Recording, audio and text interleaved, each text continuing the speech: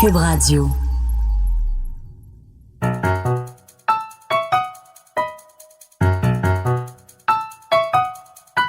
Ici Mathieu Bock-Côté et bienvenue aux Idées mènent le monde.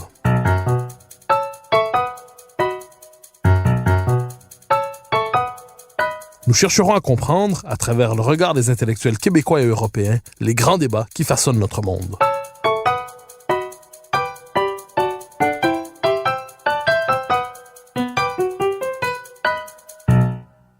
La question de la réforme du mode de scrutin traîne dans l'actualité depuis plusieurs années. Officiellement, ou du moins selon le consensus médiatique en vigueur, il y aura un consensus en sa faveur. Mais est-ce vraiment le cas?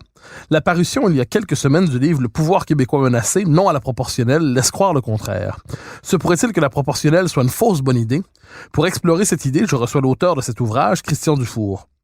Ce sera aussi l'occasion de revenir sur les grandes étapes de son parcours intellectuel, au cours duquel il a développé une des pensées politiques les plus stimulantes des dernières décennies au Québec. Christian Dufour, bonjour. Bonjour Mathieu. Alors, question première, dans votre ouvrage, vous retracez dans les premières pages, dans le premier chapitre, votre parcours intellectuel, donc les différents ouvrages à travers lesquels vous avez participé au débat public depuis la fin des années 80, votre parcours aussi au service de l'État québécois.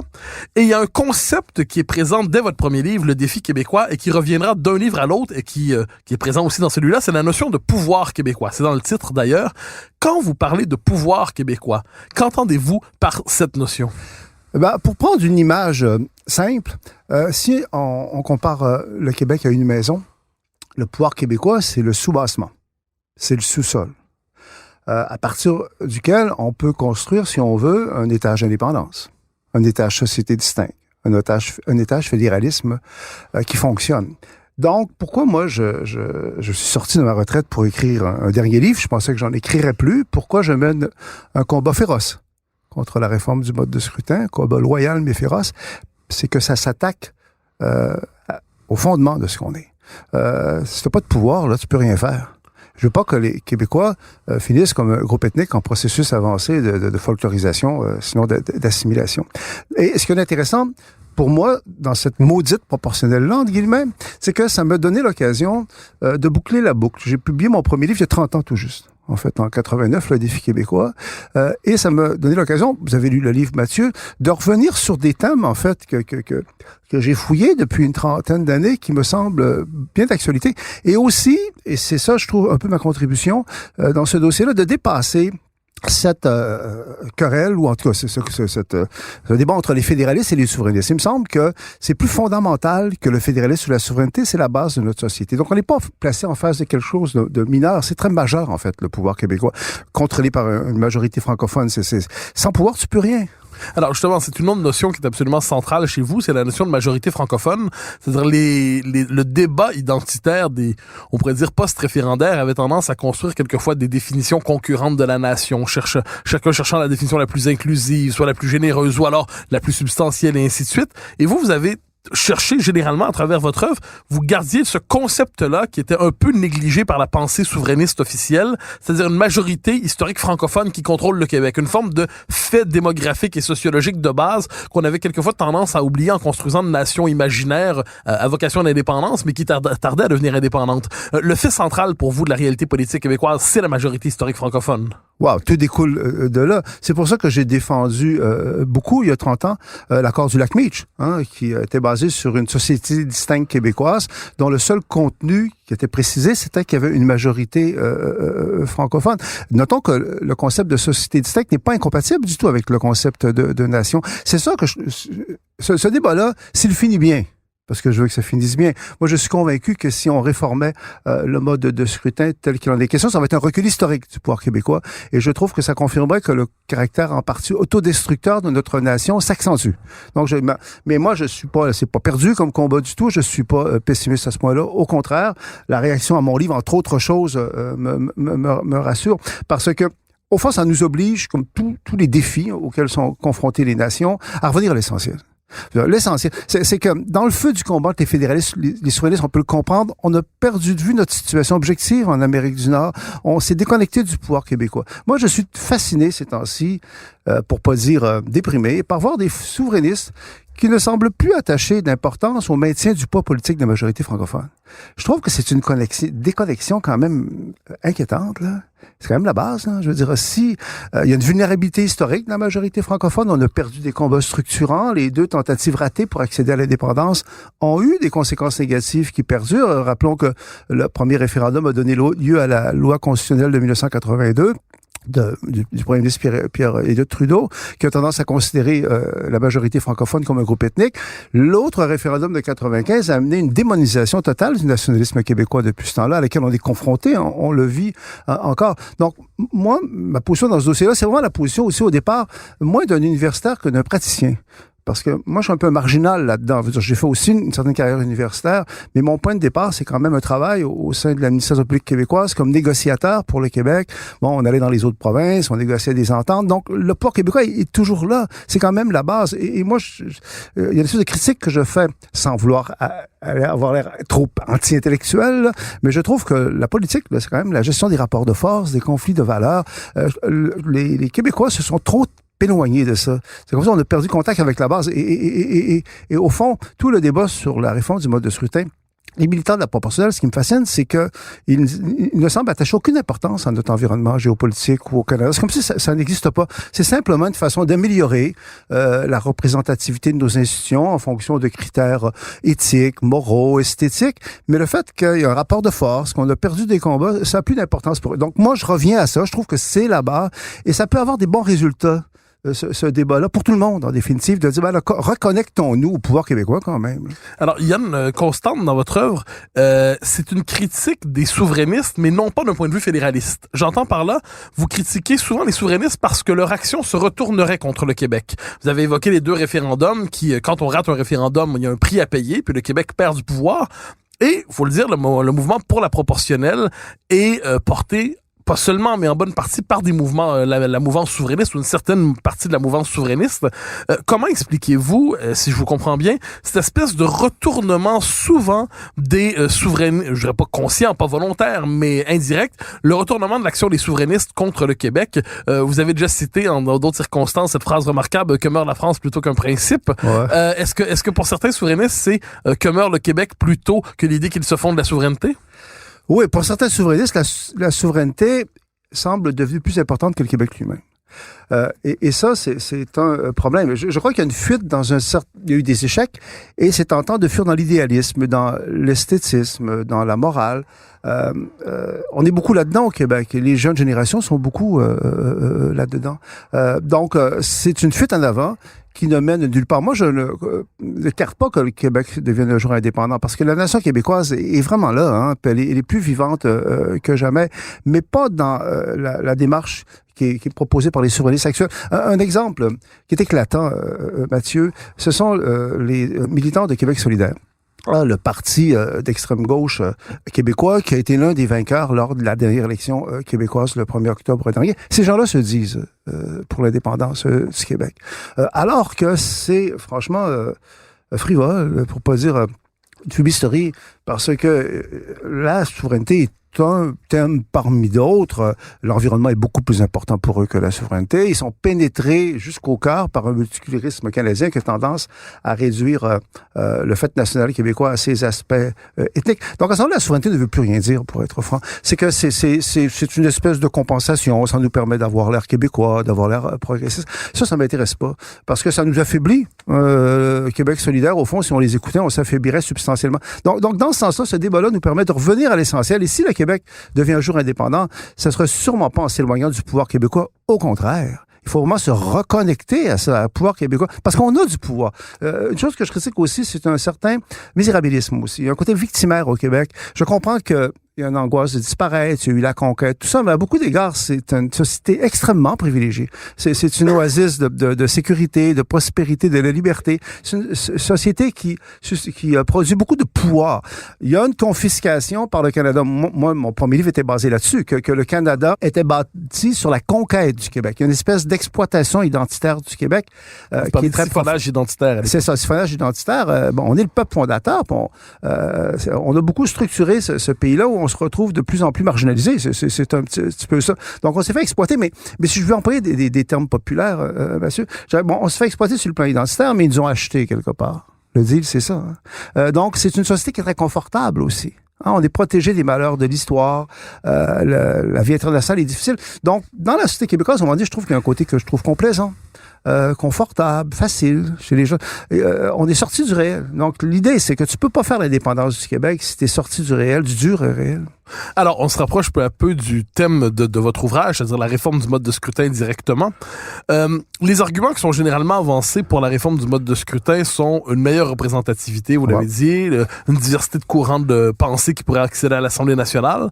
Mais la question qui est souvent négligée par les partisans de la réforme du mode de scrutin, c'est la question de la formation d'un gouvernement. C'est-à-dire comme si l'Assemblée n'avait pour vocation que de représenter les différents courants, mais ne devait pas former un pouvoir. Comme si la question du pouvoir, en fait, était absente de leur réflexion. Comme s'il n'y avait que une forme de législatif autoréférentiel, mais comme si on ne votait pas pour élire un gouvernement capable de gouverner. Est-ce qu'il n'y a pas à travers ça une forme d'utopie de la représentation? C'est-à-dire, on veut avoir le Parlement le plus représentatif possible des infinies nuances qu'il y a dans la société, mais quand vient le temps de former ce fait brut qui relève du réel, qui est le pouvoir, c'est comme si cette question, on la dédaignait. Je suis totalement d'accord avec vous. C'est qu'on met l'accent sur le législatif, la représentation, mais au détriment, en fait, de la gouvernance, du pouvoir. On retouche au même thème. On s'éloigne du pouvoir. C'est comme si une partie des Québécois qui ne sont plus intéressés au pouvoir. Ils sont intéressés à être représentés, que leur vote compte. Donc, dans ce sens-là, c'est un rappel à l'ordre de dire, écoutez, les systèmes sont toujours imparfaits et moi, je défends, faut-il le dire, le mode de scrutin actuel en lui-même. Je trouve que c'est un mode de scrutin qui tient très bien la route, quoi qu'on en dise, pour de multiples raisons que j'essaie d'expliquer dans le livre, mais entre autres parce que il produit des gouvernements qui sont forts et congédiables. Et ça, c'est très important. Hein, c'est les deux volets fondamentaux. Là. Quand on a un gouvernement qui a les moyens de gouverner, mais on peut s'en débarrasser. Sans parler des effets pervers de la proportionnelle dont on parle pas au Québec. Il y a des gros effets pervers de la proportionnelle. La formation d'une classe politique pratiquement indélogeable à cause des députés de liste. Le transfert de pouvoir qui est actuellement détenu par des citoyens. On transfère ça à des appareils de parti, à des experts. Donc, en lui-même, je défends le mode de scrutin actuel contre la proportionnelle, indépendamment de la situation du Québec.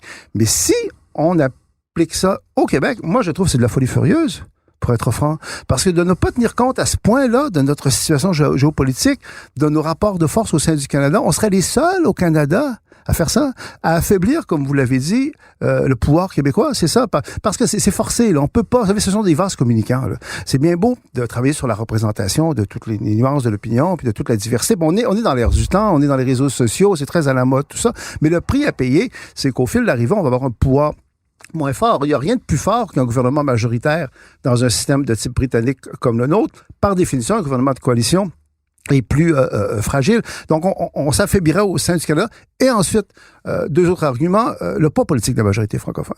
Ça, c'est quelque chose qui me touche. Donc, d'ailleurs, on peut plus vraiment parler sans se faire accuser d'être raciste, hein, parfois. Là. Vous faites des distinctions entre les francophones et les anglophones. Moi, je me fais accuser de ça. Et quand je vois, je me répète, quand je vois des souverainistes être sembler indifférents au maintien du poids politique de la majorité francophone, je me dis à quoi ça correspond, là, leur adhésion à la souveraineté. Donc, moi, c'est pour ça que je suis très contre ça, pour des raisons, je dirais, qui s'appliquent pas juste au Québec, mais dans le contexte particulièrement québécois, il faut être réaliste, il y a une vulnérabilité historique de la majorité francophone, on peut pas se permettre ça, tout simplement. Alors, votre livre tranche dans l'opinion en ce moment, c'est-à-dire il y avait en fait une forme de paradoxe, c'est-à-dire il y avait une forme de consensus médiatique autour du fait que la proportionnelle était nécessaire. Il fallait y arriver politiquement. La question était de savoir quel modèle adopter. Or, il suffit qu'une voix se fasse entendre, la vôtre, avec un livre dense, un livre substantiel, un livre bien appuyé, pour que d'un coup, on ait l'impression que ce consensus s'éclate. C'est-à-dire, et plusieurs voix se manifestent ensuite pour dire « Ah ben oui, sachez, moi aussi j'étais contre, et moi aussi j'étais contre, mais j'avais oublié de le dire jusqu'à présent. » La question que j'aimerais vous poser, c'est comment expliquez-vous le fait que depuis quand même le début des années 2000, dans l'opinion informée, l'opinion consacrée, il y avait cette impression d'un consensus favorable à la proportionnelle? C'est une très bonne question que vous posez là. Et j'espère que ce consensus-là est en train de voler en éclats parce qu'il y a des gens qui commencent à dire non. Je pense que la culture politique québécoise issue de la Révolution tranquille est essentiellement de gauche. C'est elle qui est légitime. Hein, on a comme démonisé beaucoup la période antérieure. Donc, être contre la proportionnelle, c'est c'est passé pour réactionnaire, c'est passé pour conservateur, c'est même passé pour raciste, c'est être contre la vertu. Bon, mais à partir du moment, et ça c'est fascinant, à partir du moment, il y a des gens qui disent non. Là, ça libère quelque chose. Et en même temps, ça fait ressortir, je pense, une vulnérabilité de notre société. La difficulté des Québécois à exister. Hein? Moi, je suis un peu fasciné et un peu déprimé, je ne le cacherai pas par moment, d'une espèce de peur de se faire critiquer, d'avoir l'air réactionnaire, d'avoir l'air conservateur. C'est quand même pas normal. Moi, je trouve que l'argument sur le pouvoir québécois arrive juste maintenant. Alors qu'on le processus est quand même avancé. Là. Rappelons qu'il y a 3 partis à l'Assemblée nationale, dont le parti au pouvoir, la CAQ, qui ont signé une entente entérinant la proportionnelle. Puis là, on vient d'apprendre que la réforme ne serait pas faite sans référendum, d'après ce qu'on comprend. Mais jusqu'à maintenant, on voulait même pas faire de référendum. Donc oui, c'est un décollage des élites. Je pense qu'il y a une partie des élites au Québec qui sont déconnectées du peuple québécois. On le voit dans les dossiers comme le multiculturalisme ou le projet de loi sur la laïcité. Il y a vraiment un décalage entre les élites. Les élites sont vraiment pénétrées par le Canada, y compris les élites qui se disent souverainistes, les membres, les militants de Québec solidaire qui sont censés être souverainistes. Je trouve que c'est de la schizophrénie parce que quelque part, ils sont totalement pénétrés par le multiculturalisme canadien. Donc, sans vouloir faire de la démagogie facile, moi, je crois que le peuple québécois est plus sain un peu. Il y a une espèce de réflexe de survie. Les gens sont attachés au mode de scrutin actuel qui tient bien la route, qui est pas parfait, on s'entend, on est dans le politique. Mais c'est pas vrai que c'est l'erreur absolue. Et on a eu une démonstration éclatante de ça, d'ailleurs, lors de la dernière élection. Les gens voulaient se débarrasser des libéraux. On a congédié pacifiquement les libéraux et tout le monde était content. Pratiquement tout le monde était content, même certains libéraux d'ailleurs. On n'est pas indépendants, les Québécois, mais au moins on a un système qui nous donne des vrais gouvernements avec des vrais premiers ministres majoritaires. On peut les congédier dans 4 ans. Et en plus de ça, c'est pas vrai que ça a empêché les nouvelles forces politiques de s'affirmer. Ce qu'on dit toujours, c'est que les 2 gagnants de la dernière élection, ça a été les 2 partis les plus récemment formés, la CAQ et Québec solidaire. Et en plus, c'est toute une ironie, le mode de scrutin d'origine britannique hérité du conquérant, parce que là, une des critiques du mode de scrutin actuel, c'est de dire c'est hérité des Britanniques, il faut s'en débarrasser, c'est épouvantable. Le paradoxe, c'est que c'est un mode de scrutin qui favorise de facto la majorité francophone et les régions. Et le danger, c'est que là, on nous propose un mode de scrutin proportionnel qui devrait être régional. Moi, il y a des gens qui m'ont dit, Christian, ne t'en fais pas, parce qu'on va préserver le pouvoir des francophones avec le mode de scrutin régional. Danger! Parce que c'est la même dynamique qui nous a fait perdre le droit de veto. Là. C'est que c'est une chose de garder un mode de scrutin qui est en vigueur partout dans le Canada, qui favorise de facto la majorité francophone. C'en est une autre que de se lancer dans une proportionnelle régionale qui a pour but implicite de ne pas en fait faire profiter de la proportionnelle les non-francophones au Québec. Et moi, je suis convaincu que si on se lance dans la proportionnelle régionale, ça va être attaqué très rapidement par des anglophones en vertu de la Charte canadienne des droits, qui vont dire c'est pas une vraie proportionnelle au fond. Ce qu'on essaie, c'est de faire une fausse proportionnelle pour nous empêcher. Donc, vous voyez le jeu dangereux dans lequel on s'est embarqué. Comment ça se fait que, ben, c'est-à-dire, je veux être positif.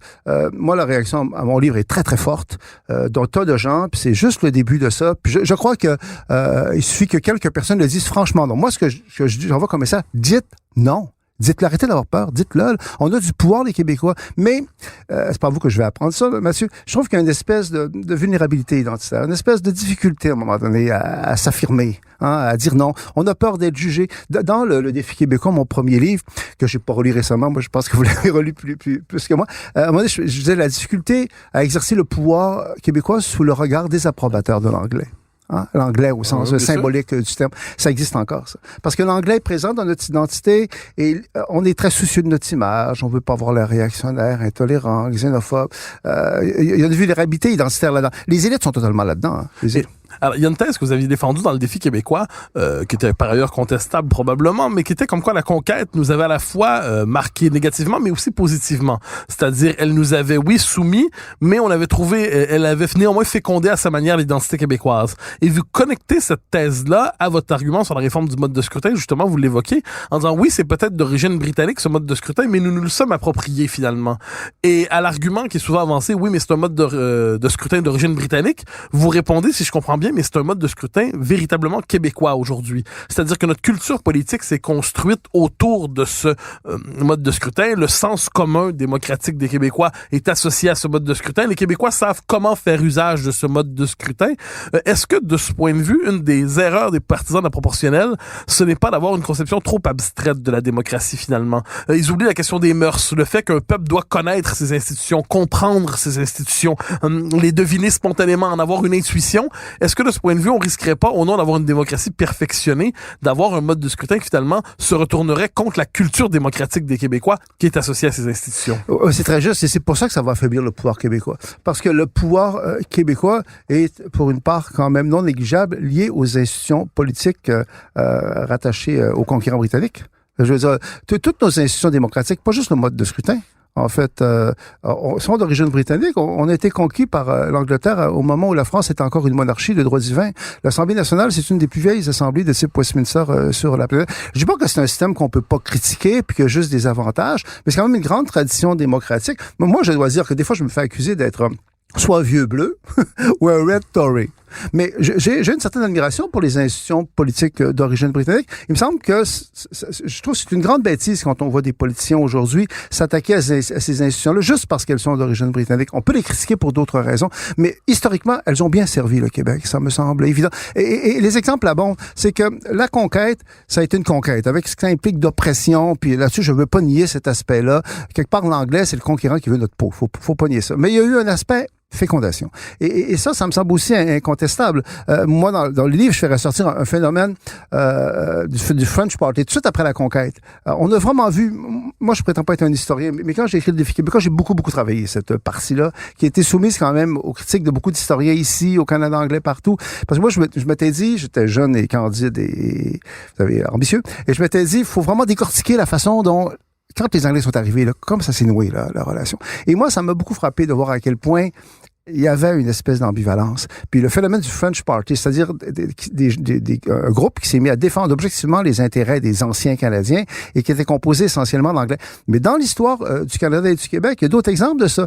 Le Conseil privé de Sa Majesté britannique à Londres, là, qui a été longtemps le plus haut tribunal du Canada, a joué historiquement le rôle de défenseur des droits des provinces et du Québec, parce qu'au départ, la Constitution de 1867 était à peine fédérale. C'était vraiment très axé sur les pouvoirs du gouvernement central, mais ça n'aurait pas pu marcher tenant compte de la nature du pays. Parce qu'il faut tenir, c'est beau les systèmes, mais il faut tenir compte de la nature du pays. Et le comité judiciaire du Conseil privé de Sa Majesté à Londres, en fait, c'était des gens qui avaient une vision politique du Canada. Ils ont rééquilibré le système en mettant l'accent sur les gouvernements des provinces, et le Québec avait un rôle là-dedans. Donc, on est dans un système complexe. Et moi, je prétends que le défi, le grand échec contemporain du Québec, c'est moins de ne pas avoir accédé à l'indépendance. Moi, j'ai jamais cru que le Québec la voulait vraiment, les Québécois la voulaient vraiment, l'indépendance. C'est de ne pas avoir été capable de se départir des éléments négatifs de la conquête sur notre identité, notre relation avec le reste du Canada. Il y a un travail qui n'a pas été fait dans ce sens-là et on paie le prix encore actuellement. Donc, on est dans quelque chose qui est tout sauf simple et c'est pour ça que là, le fait qu'on revienne au pouvoir québécois, c'est sain. Parce que le pouvoir québécois, c'est simple, c'est sain, c'est la base. Puis ça, c'est susceptible d'unir tout le monde, je trouve. Tous les gens, en fait, de bon sens, moi, sans vouloir mépriser les opposants, là, mais moi, autour de moi, je rencontre un tas de gens, des fédéralistes, des souverainistes, qui disent, oui, c'est vrai, c'est ça la base, là, le pouvoir québécois. Là. Je veux dire, on s'attaque à quelque chose de fondamental. Hein.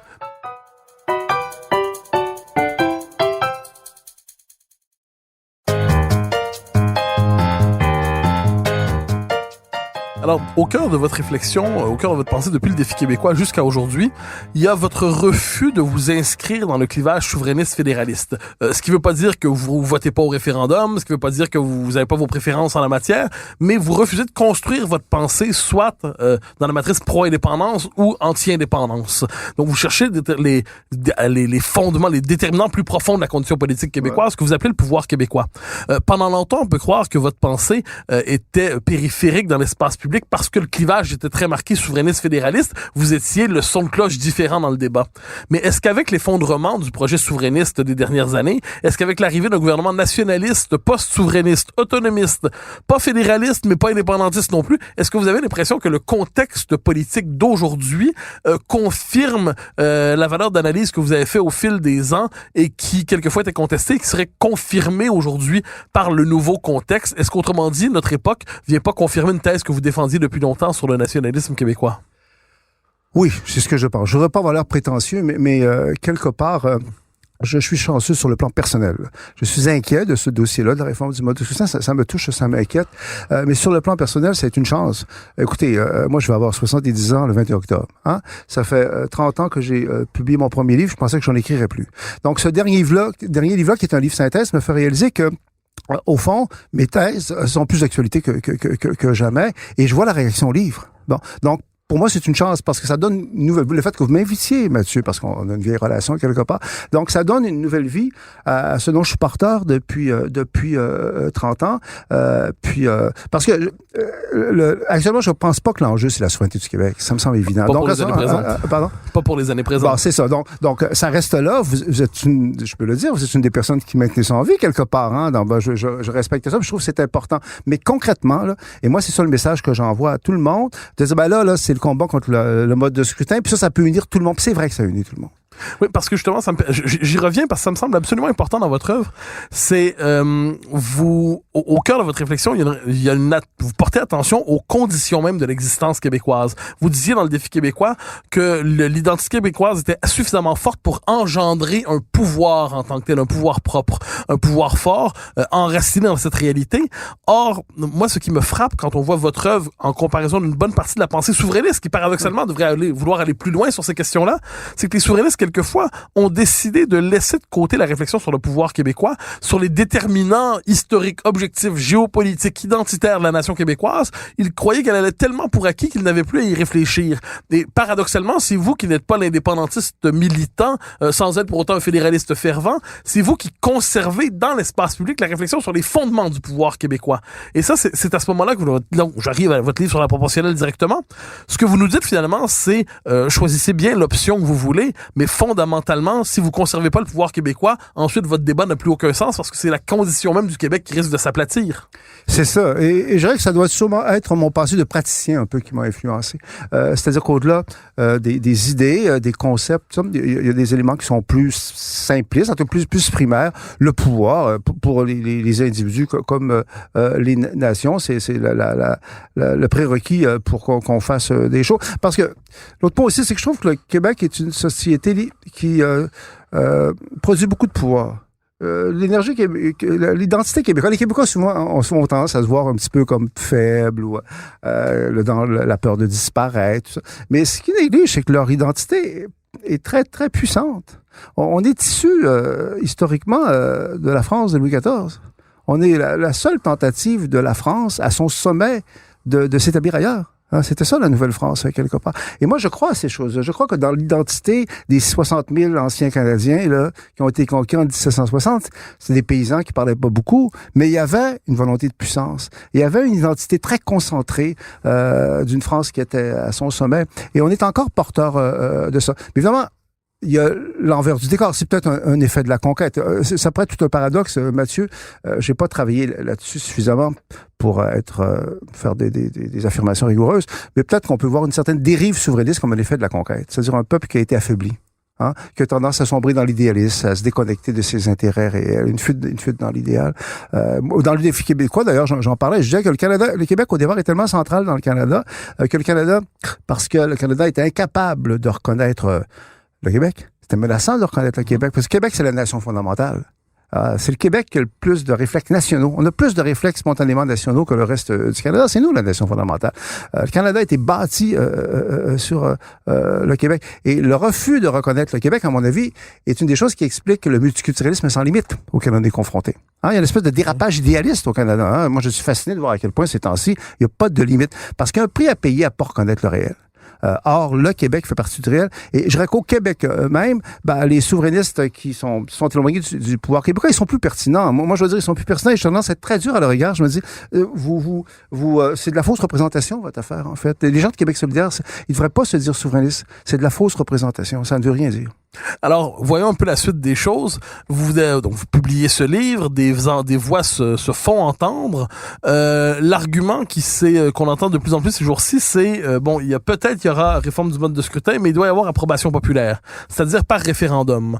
Mais avant de se rendre à cette proposition de réforme du mode de scrutin, parmi les différentes options qui sont sur la table, est-ce que vous en voyez une qui est moins pire que d'autres? C'est-à-dire, imaginons que néanmoins on s'avance dans cette direction et qu'il faille non plus préserver le mode de scrutin actuel, mais contenir les effets inquiétants d'une proportionnelle qui s'imposerait. Est-ce que pour vous, il y a, appelons ça, une hiérarchie je dirais pas une hiérarchie dans le mal, mais à tout le moins, est-ce qu'il y a une hiérarchie dans le mal. des nuances à faire à l'intérieur de cette option nouvelle dans laquelle on pourrait s'engager? Non.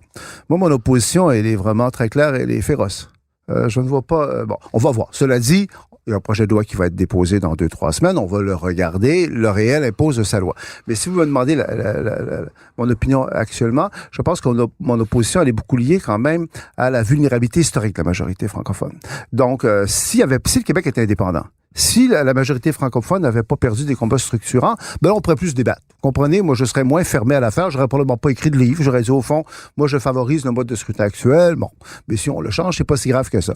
Là, je suis très inquiet. Donc, pour me convaincre, il faudrait vraiment que le gouvernement arrive avec quelque chose de très important.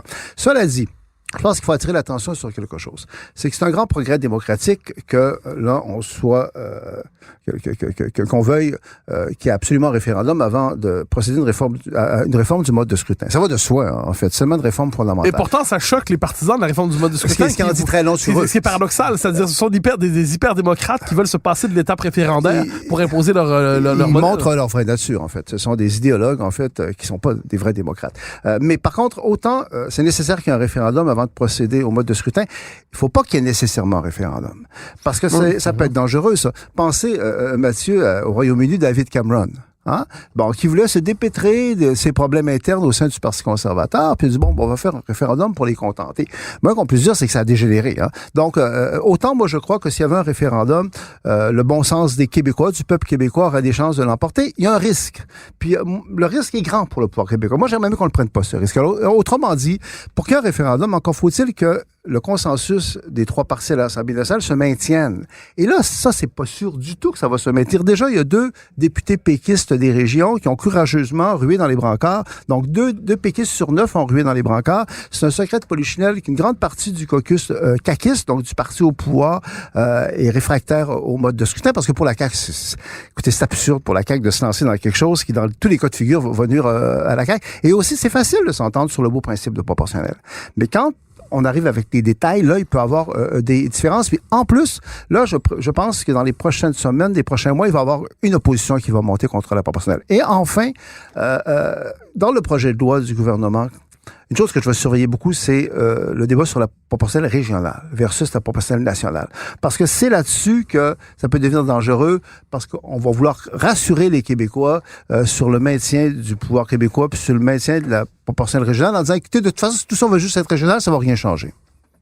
Autrement dit, vous craignez que, voulant préserver la majorité historique francophone, dans les faits, on la porte à régresser, comme si on voulait transformer un avantage qui relève de l'inertie en ce moment, le système avantage des francophones, en voulant formaliser cet avantage. On met l'accent sur les régions. Vous craignez finalement des accusations de racisme ou de xénophobie contre les Québécois? C'est très dangereux parce que, comme vous l'avez dit, le système actuel qui est d'origine britannique, c'est toute une ironie, favorise dans les faits la majorité francophone et les régions, et il est en vigueur partout au Canada. Donc on peut se faire accuser de rien à vouloir le maintenir. C'est très québécois. Et c'est très dangereux. Là, on veut maintenant, on se lance dans la réingénierie démocratique. On va faire adopter un système proportionnel, mais ça va être régional. Donc, autrement dit, pour simplifier, c'est clair que actuellement, le vote des non-francophones est concentré dans la région de Montréal, ce qui fait que, à pourcentage de voix égales, le Parti libéral qui recueille la majorité des votes non-francophones, au moins 2 députés, parce que notre système favorise les régions à la majorité francophone. Avec une proportionnelle régionale, ça serait merveilleux en théorie, hein? Donc là, on préserve la majorité francophone, on préserve les régions. Sauf que il y a la Charte des droits. C'est un nouveau système qu'on va mettre en œuvre. On va avoir de nous-mêmes renoncé au mode de scrutin britannique. Et moi, je suis sûr que des anglophones qui vont contester le projet de loi québécois en vertu de la Charte en disant c'est une discrimination à l'égard des non-francophones. C'est une entorse au principe de l'égalité des citoyens devant dans le processus électoral. Et on va répéter la même erreur qui nous a fait perdre le droit de veto. Et c'est ça qui est fascinant. J'en parle dans mon livre. Moi, je crois beaucoup à ça. Vous savez, le droit de veto, c'était reconnu pas mal implicitement au Canada qu'on avait un droit de veto. Même Pierre-Éliott Trudeau, dans une lettre qu'il m'avait envoyée à l'époque, m'avait dit, moi, j'étais pour le droit de veto. Mais de nous-mêmes, on a renoncé au principe du droit de veto. Puis on s'est retrouvé gros gens comme devant. Moi, c'est ça, je veux dénoncer ça. La passerelle régionale, c'est très dangereux parce qu'on est dans la vulnérabilité québécoise. Vous savez, la force d'inertie, Mathieu, des fois, c'est la meilleure des forces. Hein. Alors, j'y reviens parce que ça me semble assez important dans les circonstances. Vous dites, le référendum, si on doit aboutir à une réforme du mode de scrutin, il faut qu'il y ait un référendum. Mais on n'est pas obligé de se rendre jusque-là. Vous avez donné la comparaison avec David Cameron et le Brexit. Je me permettrai une autre comparaison. Vous me direz ce que vous en pensez. C'est le référendum de 1980. C'est-à-dire que le Parti québécois a tenu avec entêtement, même s'il savait qu'il allait le perdre. Donc, parce qu'il avait promis un référendum, parce qu'il avait promis qu'il mettrait la souveraineté par référendum, même si tous les indicateurs disaient qu'il allait perdre son référendum, et donc, à moins d'être fou, on sait que quand on perd une bataille comme celle-là, on régresse collectivement, on a quand même décidé de le faire au nom de la transparence démocratique et de la vertu civique. Résultat, le Québec a reculé. Est-ce qu'on pourrait voir est-ce que cette comparaison-là tient, selon vous, aussi dans la possibilité de, si on veut à tout prix faire un référendum sur le mode de scrutin, plutôt que de laisser tomber en chemin cette promesse? En 1980, on avait l'excuse de la naïveté. On n'avait pas d'expérience des référendums de ces choses-là. Et vous avez raison, c'est qu'on s'est lancé dans l'opération, il y avait une espèce de ferveur, sans être conscient du fait qu'on perdrait probablement, puis qu'il y aurait des conséquences qui découleraient de ça. Maintenant, 30, 40 ans plus tard, on n'a plus cette naïveté-là. On a plus d'expérience. Là, le premier ministre François Legault, moi, je considère qu'il est enlisé. Il est englué dans quelque chose. Semble-t-il que la ministre de la Justice, Sonia Lebel, qui est responsable du dossier, elle serait plus favorable réellement à la proportionnelle, mais que les gens autour de M. Legault sont plus réticents. M. Legault, déjà, le fait qu'il admette qu'il faille un référendum, c'est un mouvement, parce que pour les militants de la proportionnelle, un référendum, pour eux, ça équivaut au non. Hein? Ils disent, dans le fond, c'est une façon d'enterrer le projet. Moi, j'en suis pas sûr à ce point-là. Il y a quand même un doute. Là. On peut pas être sûr. Monsieur Legault, évidemment, ne veut pas se faire accuser de ne pas avoir respecté sa promesse électorale. Mais c'est pas à vous, monsieur Bocoté, que je veux rappeler que De Gaulle, il est revenu au pouvoir en 1958. Je vous ai compris. On sait ce que ça peut donner. C'est ça. Non, mais je pense qu'un homme politique, à un moment donné, n'est pas obligé de respecter toutes ses promesses électorales, il faut le dire, puis que le contexte peut changer. L'argument du pouvoir québécois, personne n'en parlait. Puis l'intérêt suprême de la nation doit l'emporter. On va voir dans les prochains jours ce que M. Legault va déclarer, mais j'espère qu'il va avoir, en fait, la sagesse de se laisser une marge de manœuvre en disant pas de réforme du mode de scrutin sans référendum, mais encore faut-il, d'ailleurs, il me semble que c'est ça qui va arriver, parce que sinon, je comprendrais pas. Encore faut-il que le consensus se maintienne. Vous comprenez? Encore faut-il qu'on adopte une loi. Si on n'est pas capable d'adopter une loi, si à un moment donné, les partis qui appuient la proportionnelle sont en désaccord, s'il y a trop d'opposition, donc, mais on verra, parce que ça, ce serait, je trouve, malhabile de s'obliger à tenir un référendum. Alors, je me permets 2 dernières questions avant de clore cet entretien. La première, qui est toute simple, si le Québec adopte néanmoins la proportionnelle en la matière, est-ce que vous croyez que fondamentalement, il y a une restauration possible de l'ancien système qui est possible, ou il ne tenait que par la tradition, la force du passé, l'inertie? Première question, et je terminerai avec une Moi, dernière. J'ai maigre, hein, mon cher monsieur, j'ai maigre. Non, je fais des blagues. Mais écoutez, quand on change ces choses-là... Parce que je donne juste l'exemple de 86 en France. Ouais. C'est-à-dire, on impose la proportionnelle, et ensuite, on se rend compte de ce que ça a donné, on restaure le système ancien très rapidement. J'espérais qu'on soit en mesure de faire ça, mais la culture politique française est très différente. En France, on a l'habitude de changer beaucoup les constitutions, puis on est toujours en train de refaire les choses. Nous, on est dans une tradition britannique où on le fait beaucoup moins souvent. Donc, si on change de système, ça serait très dur de revenir en arrière, à mon avis. Puis d'ailleurs, il y a des gens qui, les militants de la proportionnelle, à un moment donné, dans une tentative un peu désespérée là, de reprendre le dessus, disait oui, mais changeons le système, puis ensuite, on fera un référendum pour voir si le système fonctionne ou pas. Mais encore là, une fois que le système est changé, après tous les débats qui ont eu lieu, après l'effort qu'on a fait pour le mettre en œuvre, c'est très difficile de revenir en arrière. C'est pas impossible, là, rien n'est possible pour une nation, puis bon, moi j'espère que dans ce dossier-là, je dramatise, j'espère que... Mais il reste que... Non, l'enjeu est important, est historique. C'est maintenant, je trouve qu'il faut dire non à cette folie-là. Moi, c'est comme ça que je le vois. Et on peut la bloquer. De toute façon, il suffit que les gens qui sont contre le disent. Alors, question finale qui est assez large, mais qui nous ramène au cœur du sujet. On présente la proportionnelle comme l'accomplissement d'une promesse démocratique.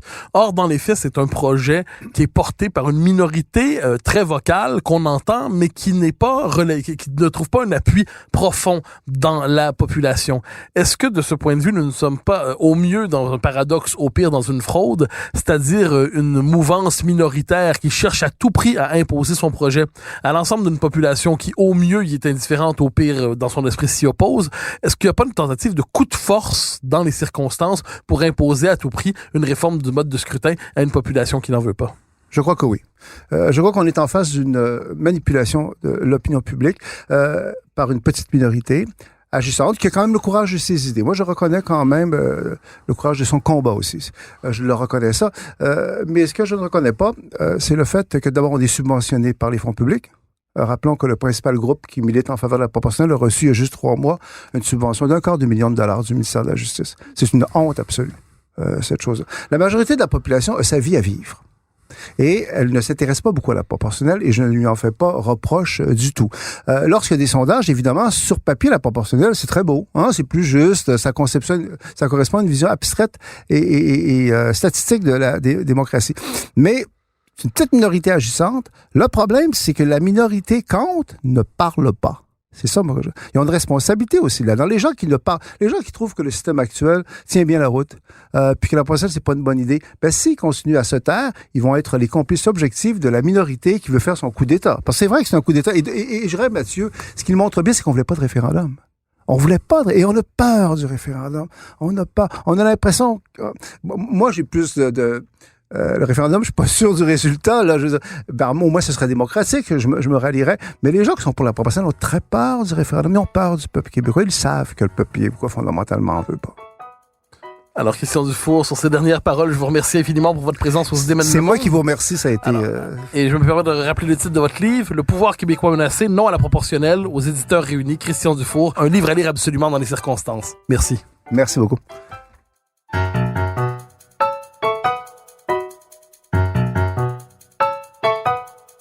Chers auditeurs des Idées Mènent le Monde, vous pouvez faire connaître le balado sur vos réseaux sociaux en partageant les épisodes que vous aimez. Cela nous donne à chaque fois un fier coup de main pour faire découvrir le balado. Ainsi, si vous écoutez sur une autre plateforme que Cube Radio, laissez-nous un commentaire. C'est encore une fois un geste qui nous permet de faire connaître la série au plus grand nombre. Merci à vous d'être à l'écoute. Vous pouvez me suivre sur Twitter et sur Facebook. Vous pouvez également lire mes chroniques chaque mardi, mercredi, jeudi et samedi dans le Journal de Montréal. Et chaque semaine, vous pouvez me suivre à la Joute à TVA. Animation et recherche, Mathieu Bock-Côté. Réalisation, Anne-Sophie Carpentier. Une production Cube Radio.